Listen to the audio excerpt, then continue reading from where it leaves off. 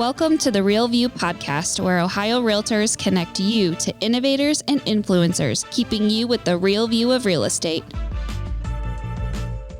Whether you're a broker, agent, first-time homebuyer, industry leader, or just happen to stumble upon our podcast today, you can expect to hear tips, tools, tricks, interesting information, and so much more from the experts in Ohio's real estate game.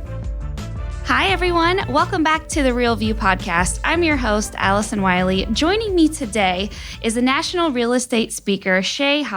She's an Ivy League grad, a residential realtor in Chicago, and specializes in the sale of condos, single-family homes, and multifamily homes in the Chicago area. She's also a certified residential specialist, and as we mentioned, a national real estate speaker. She has done some continuing education courses here for us at Ohio Realtors and has so graciously agreed to join me on this podcast episode today. Shay, welcome to the show. Thanks so much for having me. I'm excited to be here with you all today. Yeah, we're super excited to have you. And we know how crazy this market is right now. And Shay is going to tell us her tips and tricks on how to gain more sellers, gain more listings, keep those listings, sell those listings, and then gain their referrals. So we have a ton to cover today. But before we get started into the show, I have to ask our signature question that we ask all of our guests who join me on the podcast, which is, what is the best view that you've ever seen? Boy, that's a tough one. I'm going to say that there's two. Mm-hmm. And the first one is going to sound super cheesy, but I'm a mom, and that's the most important thing in my life is being a mom, much more so than my real estate career. So, just watching my son and my husband have fun and play and laugh is, to me, the most important view. Mm-hmm. If it's a view out the window, I grew up in Alaska. So most mornings I would wake up and there would be moose sleeping right outside my window, usually like 3 or 4 of them, because they would huddle against the house for warmth. So that was something that was really cool to wake up to when I was a little kid, and I miss that now. Oh my gosh, that is so beautiful. So how did you end up in Chicago from Alaska? So a long story short, I went to college at Dartmouth in New Hampshire, and then I worked in New York City. I worked in Washington, D.C. after that. Eventually, my husband and I moved to the Twin Cities in Minnesota. Then he took a job with the National Association of Realtors in Chicago. And so we moved to Chicago. So that's kind of awesome. How we ended up there. Yeah, yep. You're kind of a real estate family too. Is that correct? Is that kind of always something that you knew you wanted to get into, or how did you kind of find your way with real estate? No, not at all, actually. So my husband has been in real estate. So my husband's Nobu Hata. He is the CEO of the Denver Association, the Denver Metro Association of Realtors. So we actually moved to Denver about a year ago. So he's been in real estate for about 25, 30 years at this point. When we moved to Chicago, I was not in real estate prior to that and sold the 2 businesses that I owned to foreign investors and really had no idea what I wanted to do. And after about 6 months of kind of hanging out at home in my pajamas and doing terrible Pinterest fails, my husband was like, you need to get some sort of a job. He's like, I don't care what it is, just get out of the house. Totally. So he suggested real estate. So I was like, well, I'll give it a try, see if I like it. I have obviously watched him do real estate for a long time. And I ended up loving it and jumping in with both feet. So it was really kind of, his suggestion and a little bit of a fluke that it happened. And now we're both in real estate. That's awesome. I love that. And it sounds like, you, like you said, you really jumped in and have really taken off with it. Help, 75 people a year purchase and sell homes. And you turned your business from 65% buyers to 85% sellers in just a year. So I am so excited to have you tell us how you did that. And we all know the crazy market that's out there now with inventory. So low. Our realtors are constantly looking for those listings each and every day. What's your advice to them? How would you say, if you're giving advice to them to attract more sellers, what are your tips on that? Sure. So first of all, most of my seller leads at this point, I've been in the business about a decade now, come from my sphere. So you have to do a really good job at working your sphere. And I think that's an area that us realtors lag in. We're really good with our clients during the transaction, but then as soon as the transaction is done, we tend to move on to the next transaction. And a lot of us are not good at staying in contact with our past clients. If you look at the statistics that have come out from NAR, it used to be that people stayed in their home about 3 to 5 years. Then that moved to about 5 to 7 years. in speaking with my husband the other day, the newest statistics that have come out are now showing people are staying in their home 13 to 15 years. Wow. So you need to be in contact with your clients for 13 to 15 years after the transaction closes if you want to get their future business going forward, because houses are a lot more expensive. So it's taking longer for people to have enough money to buy the next house. And a lot of people are coming out of school with student loan debt, things like that. So it's taking them longer to save up the money to buy their initial first house. And people are not buying that starter home necessarily anymore. They're waiting until they're in their 30s. They're buying that house that they can be in for 10, 15 years. And so they're staying longer. So you have to have a follow-up plan for your past clients to stay in contact with them. So we have a past program or a past transaction follow-up program that's once a month. It was for 10 years that we would reach out to those people with money saving tips, home maintenance reminders. Now we're expanding that to a 15-year program so that we're front and center when they're ready to sell. We also do at least 2 to 3 client events a year. We do 2 to 3 pop buys a year. So I think staying in contact with your past clients is really the best way to get sellers. But then there's a whole lot of other ways to get in front of new sellers as well we can talk about. Yeah, I think that's so important too. And I love what you said at the beginning about, you think that, when the transaction happens and everything goes through and that closing date approaches that it's like done, and like that isn't necessarily or shouldn't be the end of that relationship, right? You have to find a way to work these contacts in for a long-term 13 to 15 year relationship. Exactly. I always joke with my clients at closing that, just because we've closed doesn't mean you've gotten rid of me. You're still going to hear from me as often as you did before. And it's true. Pre-pandemic, almost every Sunday, I had clients over to my house for brunch. They would bring their kids, we would play, my husband would cook. I'm constantly going out to dinner with past clients, coffees, lunches. I think it's really important to treat it as a long-term relationship. I am your realtor for life is my feeling, rather than just that one transaction. And those people, if they were happy with you, will give you a ton of referral business. That's where the vast majority of my sellers come from, are referrals from my past clients. Is that the new sellers part kind of that I want to talk about next? Do you find that's mostly through the referrals? A lot of it is through referrals. We also have a lot of additional kind of tactics and strategies to attract them. So one of the things that we did was we created a networking group. And so we meet every other month. It's got about 25 people in it. We meet over Zoom because of the pandemic. So it's one Friday every other month for an hour and a half from 11:30 to 1. And it's kind of like a BNI group. It's one person from each industry. So we have a financial planner, we have a CPA, a personal trainer, a hairdresser, a lender, an appraiser, et cetera. Anybody who could give you referral business as a realtor.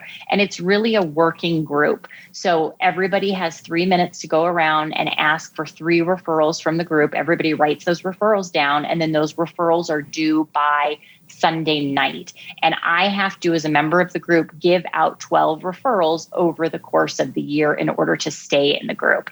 And I would say in terms of sellers, the number one referral source for me in that group has been divorce attorneys. So we have a divorce attorney in that group. And then I spent the last several years cultivating relationships with divorce attorneys to get more seller business, specifically because with the pandemic, there's a lot more people going through divorces. And so typically you're selling one house and then potentially helping them buy 2 new houses. So out of that one referral, you're getting 3 transactions. So I would say go forward and find divorce attorneys and see if you can become part of their referral group. A lot of times the divorcing couple does not want to refer to somebody that they know. They want kind of an independent person. And so they either ask the divorce attorney, or oftentimes the judge will refer somebody. And so the judge will take recommendations from the divorce attorney. So that's been a great way for us to get sellers the last 2 years. Wow, I love that. I didn't even think about that. That is like such a true thing that people go through when they go through divorces is what do you do with the property and where they live? And you're right, it turns around into they need to sell the house and also get into somewhere new. So it can kind of be a double win there. So that's a great advice. Call your divorce attorneys, everybody. Go on Google and find your local attorneys and go have coffee with them. I love that. That's a great tip. What else to get some more sellers and switching them into buying and selling? What other tips do you have for that? Sure. So Facebook groups have been really helpful for us as well. So we get a lot of business from Facebook, and that's not me on Facebook all day talking on my wall or talking to on other people's walls.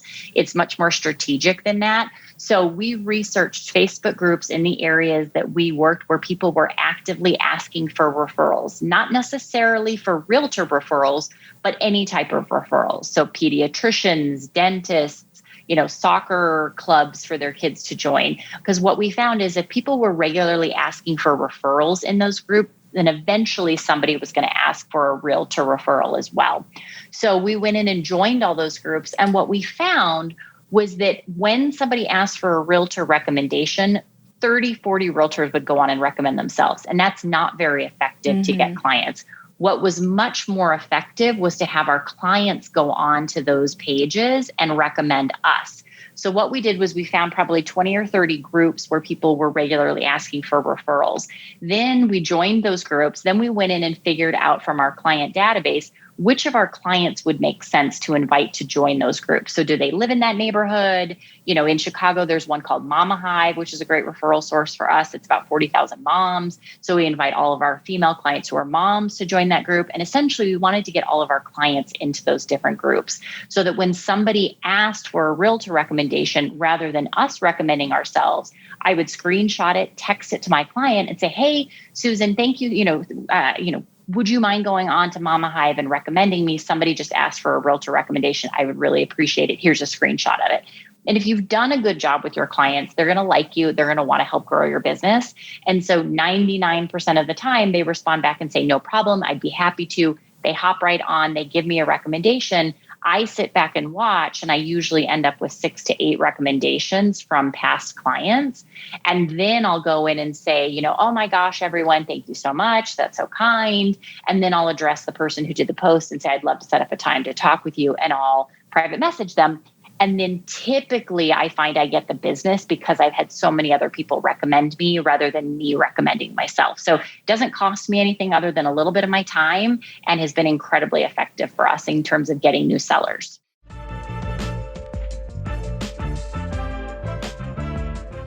This episode of The Real View is brought to you by the Ohio Association of Community Colleges. Ohio's network of community colleges provides accessible training that accommodates the busy lifestyles of aspiring real estate professionals at half the price of a traditional university. With convenient locations in every part of the state, as well as online options, Ohio's community colleges are your smart choice for pre-licensing education. For more details or to start the journey to a real estate career, visit the education page at ohiorealtors.org and then click on the pre-license course locations. Yeah, and that's so smart to rely on your client as the one to do it instead of putting, your name and your face out there because, of course, everyone wants to promote themselves. And if you see a post from your realtor on social media, you're like, okay, yeah, they want this. But when you hear it from someone who is not has no, benefit or advantage from sharing your name in there, I think that almost means more and people take it seriously. That's a really great idea to have your clients and individuals that you've worked with previously promote on your behalf. That's a great idea. I love that. And I think if you're going to go that route, it's also really important to have reviews on the various review platforms because 2 out of 3 potential clients are going to research you extensively before they decide to use you. And the number one thing that they're looking for are reviews. So we make sure that we have reviews on Yelp, on Google, on Facebook, on Zillow, and Realtor.com. And we push our clients really hard to give us reviews on those review sites because I feel like it really goes hand in hand with the Facebook referrals. If my clients go on and say nice things about me on Facebook and that potential client researches me, they need to be able to find me online and see that I have a lot of good reviews online as well. Absolutely. And there's so many ways to get those reviews. I know we've talked about, just at Ohio Realtors, how can we get good reviews on Google and things like that. There's little promotions you can run. You can, give away a gift card, for the next 10 people who leave you a review. And there's a lot of interesting and cool creative ways that you can boost those reviews up if that's something that you're struggling with. So definitely a great idea. I know it's so important. Something that I do in my personal life, I'm always looking at reviews. I always want to hear what people are saying, selling, that have no skin in the game, for lack of a better term. They're just doing it as their personal experience. So important. And I kind of want to circle back to that long-term relationship with your sellers. You have some great tips on how to automate communication so that regular dialogue is continuing and your sellers are hearing from you on a regular basis, but also hearing from you with good, practical, and helpful information. Tell us a little bit more about that. Sure, absolutely. So we use a CRM called RealVolve. I think it's really important that everybody have a CRM because it does allow you to automate that communication with clients, which is something you can't do if you're using an Excel spreadsheet. Mm-hmm. So with our CRM, we put all of our past clients in there as soon as they close. And then we have a 10-year follow-up campaign where they hear from us once a month. So they'll hear from us with things like quarterly home maintenance reminders. So we created a graphic for each quarter that says, these are all the things you need to be doing for your home in the summer. These are the things you need to be doing in the fall for both exterior and interior, because you have to remember a lot of your buyers are probably first-time home buyers and they have no idea how to take care of their house. So staying in contact with them and offering tips like making sure they rod their sewer line, they change their furnace filter, they clean out their dryer vent. Those are things that are helpful tips for them.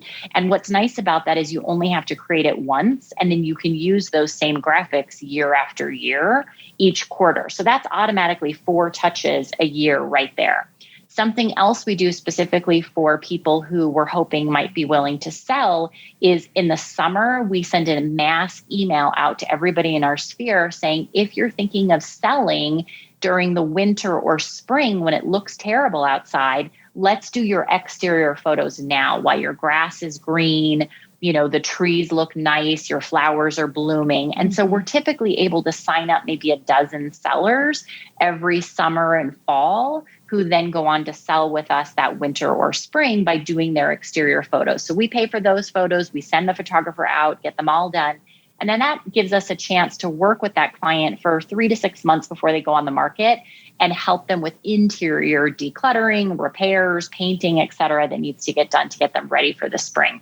Other examples of things we send out would be reminders to pay their property taxes, reminders to appeal their property taxes. In January, we'll send out a copy of their Ulta statement if they just bought that previous year so they have it ready for their taxes. It's really, really cold today in Chicago. And so we sent out a reminder last week saying, hey, it's going to be below freezing. We're worried about your pipes freezing. Here's what you do to protect your pipes. Here's what you do if your pipes freeze. When it rains heavily, we'll send out tips to prevent flooding. So we have some that are seasonal, that are weather dependent, and then we have a lot of other ones that just go out automatically. And there are things about home maintenance, saving money on their home, different tips like that. Yeah. And it's really, more so about just, like you said, that home maintenance and how to, make sure that this is a long-term investment. Have you kind of found a good cadence or a good timeline that you're regularly communicating with these people? I know sometimes you said it's seasonal depending on things that are going out, but when is too much communication and what is that kind of secret sauce, that perfect recipe as to how many times you should be communicating with your clients? Yeah, that's a great question and something we do struggle with. Yeah. So we try to not contact past clients more than once a month. That said, if we have events that are coming up, we typically start to advertise those 6 weeks in advance, and we'll have that event reminder go out once a week. And then obviously if we have pop buys, we're dropping off pop buys. We've gotten a bunch of awards lately, so we've sent out some emails about that. So I really would prefer it be once a month. I think it's okay for it to be twice a month if you have some special things that you need to send out, like if the weather is really cold and so you want to tell people to protect their pipes. Other than events, we try not to send things out more than twice a month, and my preference is once a month.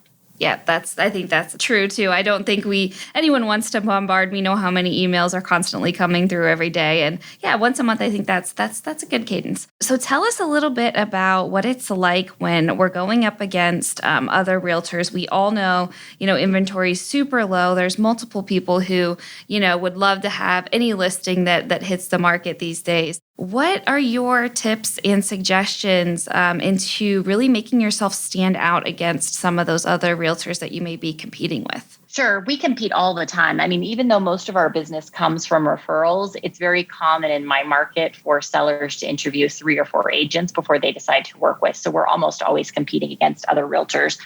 Our plan is that we want to make it a very different experience from the moment that they contact us. So we want to get back to them within 5 minutes, if at all possible. We have what's called a ready to sell survey. So we use Gmail for our email service. So we have a template in there. So when a seller reaches out to me, if they reach out to me via text, I will text them back immediately and ask if I can have their email address so that I can email them a survey to fill out and we can set up a time on my calendar to talk. Otherwise, if they email me, I just respond to that email. So we'll reach out to them. I use Calendly to do my scheduling. So they're able to look at my live calendar and select a time that works to hop on a Zoom call and talk. And then we have a ready to sell survey to fill out. So you could check that out. It's on my website, which is buyselllovechicago.com. It's under the seller section. You click on ready to sell. So it's a Google form, which is free to use and make. And it's very extensive. When we ask them to fill that out before, we will hop on a Zoom or a phone call with them. And it asks them things like, how many bedrooms, how many bathrooms, what updates have they done? But then it asks them really more important things like, what do they think their home is worth? What improvements would they make if they were going to stay in the home for the next 5 years? So we can start to get an understanding of things that buyers may not like about their home. What are they looking for in the real estate team who's going to represent them? Have they had good real estate experiences in the past or bad? Why were they good or bad? So it asks all of those kinds of questions. So we try to get that to them within 5 minutes so that they know that we're very responsive and we're very professional and different from the other realtors that they might be working with. Then we set up that Zoom call where we hop on so that we can get that FaceTime with them and see them. And we don't typically give them a pricing analysis then, but we'll talk to them about their house, answer the questions they have, and then we'll set up a time to go by, see their house in person, and either at that time give them the pricing analysis or schedule another Zoom call to go over that pricing analysis. We also do a lot of gifts. So the next day after we do that initial Zoom call, we typically have Sherry's berries, chocolate-covered strawberries delivered to them. If they're in the office, we'll have them delivered to their office. Again, we think that's lead generation, so their colleagues can see the cool gift that their potential realtor gave to them. Otherwise, if they're working from home, we'll do it from home. And then we really talk to sellers about us being full service. I have a client concierge on my team, and her sole job is to make their life easier as sellers. So she will take care of setting up any repairs that need to get done before the property goes on the home. We have somebody who can go over and help them declutter. They pay that person separately. We have full service movers and packers who can come pack them up if they don't want to pack themselves up. She will help them after inspection, take care of any repairs that need to get done. She'll arrange babysitting, dog walking, moving quotes. She will take care of essentially anything that needs to get taken care of. She's kind of like their secretary throughout that whole transaction to take as much stress off of them as possible. And then we have a whole gift program as we go through the transaction. So once we finish the inspection, negotiations, we would send them champagne glasses from Tiffany's and the nice blue box. We send them a closing gift. We send them pizza on moving day. So we really treat all of our clients like VIPs, both in terms of service and in terms of gifts. And it sounds like you really want your customers to feel like they are working with an expert in the home buying process. And I know this is always something as realtors that we say and we want to live by is being that expert in the real estate game. But that's really kind of what you have created there. And what I hear you saying is we want to take care of everything for you in this home buying process. And we know what it takes to buy a home. So let us kind of help you. But whether it comes down to movers or declutterers or babysitters, just like what you mentioned, that's kind of what you want in a realtor, right? Is to have someone who will handle all of that for you. Absolutely. And we'll be as hands-on as they want us to be. We've had people, especially during the pandemic, who it might have been their second home and they were nervous about coming back to Chicago, especially at the height of the pandemic. And so we said, don't come back. We will hire the movers and the packers. You approve the bill. We'll go to your house. We'll let them in. We'll oversee all of the packing and the moving so you do not have to come back to Chicago. We'll take care of everything for you. Just mail us the keys. pay the bills, and you don't have to do anything else. And that won us a lot of clients because we were the only people who were willing to provide that kind of level of service. I have a certificate from Harvard in negotiation. So, I think that's the other thing that people really want in their listing agent. They want full service and they want a very strong negotiator. And so we're able to deliver both of those things with proven results. Yeah, absolutely. I mean, buying a home is stressful enough, and just having some of these little things, taken off your plate, it just makes that experience so much better. And I love that you brought up the negotiation, because that was kind of going to be my next talking point here is, how do we manage multiple offers? We know how quickly homes are going. We know, I can't remember the exact percentage of the number of homes that are selling with multiple offers, but it is a lot. How do you manage multiple offers in this market? Yeah, absolutely. It's a great question. So a couple of things. I think it's important to remind your clients and the other realtors that we are not saving lives here. This is not organ transplant surgery that has to happen immediately before the organ expires, right? Yes. So I think it's crazy in multiple offer situations when a property goes on the market Wednesday and people set deadlines Thursday at 5 p.m. and there's not enough slots for buyers to get in and see the home. To me, that's just nuts. So typically what we do is we put our properties on the market Wednesday or Thursday. I tell my clients they need to go out of town for the weekend. Please leave on Friday. You can come back on Monday. Mm-hmm. I need the whole house for the whole weekend, or go stay in an Airbnb or something like that. Mm-hmm. So then we do showings all day, Friday, Saturday, and Sunday. We will do open houses both on Saturdays and Sundays. And if we think there are going to be multiple offers, we always set a deadline of Monday at noon.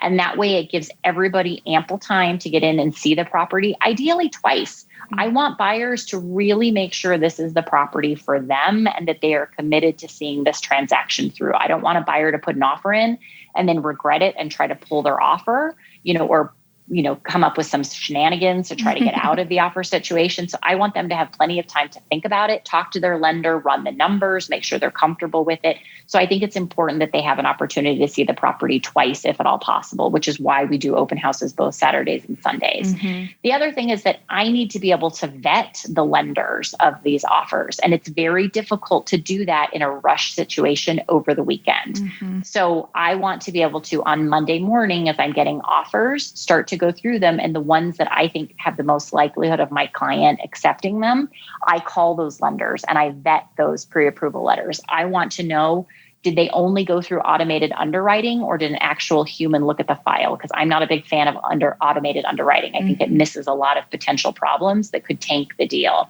I want to know about their appraisal pool. Who's in their appraisal pool? Is it local people? Is it from a large area?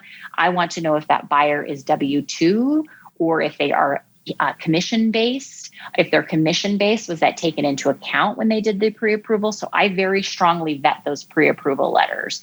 And then typically what we will do is we will have a communication that goes out to everybody who has thinking about submitting an offer or who's done a showing, saying this is what our client's looking for. They are looking for this closing date with X amount of days of possession for free. So that's very common for us to ask for. They are asking for as is offers. Maybe they're asking for somebody to bridge the appraisal gap. So we will be very straightforward about what we are looking for in an offer so that everybody has that information up front. We also update that in the MLS. So we put offer deadlines in advance in the MLS so everybody knows what is going on. And then we tell people we will get back to them by Monday at 9 p.m. or whatever it is.